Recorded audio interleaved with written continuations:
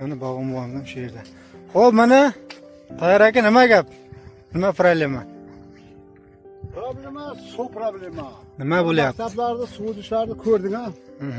Mana endi bizim og'irib turgan, unda foydalanayotgan suv qaraymiz. Mana moyda turba.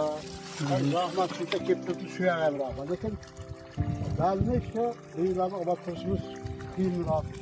Mana bu yerlar mahalla bilan qo'rayapti.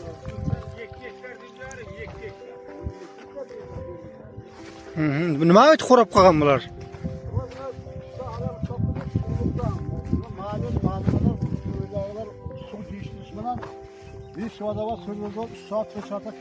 Xo'rab qolibdi lekin. Bir kattaroq olmishlikmi, 80likmi turba bilan orqadan bir suv olib kelmasak, ilojimiz yo'q. Bu bo'lyapti, bir köşe qolyapti. Suv navbat 2 kun, 3 kun navbat, 3 kunda sulab ololmayapti. Yozda qilsam suv qolsa bo'ladi. Nima qilish kerak problema? Agar kim ko'rib turgan bo'lsa, kimning iloji yetsa, 10 so'mmi, 5 so'mmi maktab uchun ishonarli odamni sumkatasiga taylab, iziga qayerga ketdi, pul qayerga ketdi degan savol javob berib, shu javob beradigan odam bo'lsin. Mana jeb ketdi, ichib ketdi, shu yerga sarflaydigan shu yerga kelsin. Men masalan pulga, uning tiniga aralashmayman. Shilanga kerak 300 metr, nosos kerak, buni qo'shib.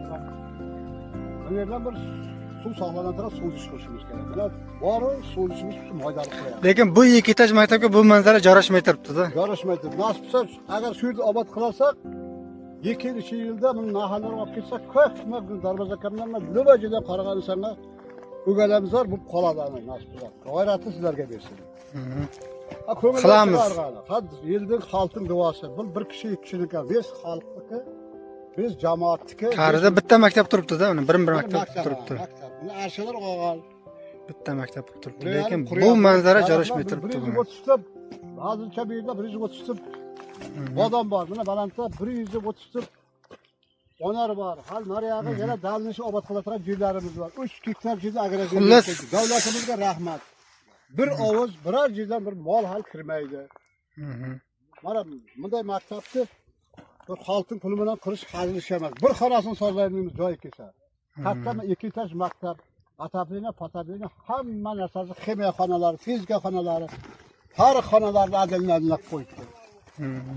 Mana shu iltimos, bunga majbur emas, faloncha pul berib istacha. Ko'ngildan chiqargani shu vaqtning duosini olaman, shu yerda yashaydigan insonlarga shu yerda insonlarga yordam qilaman.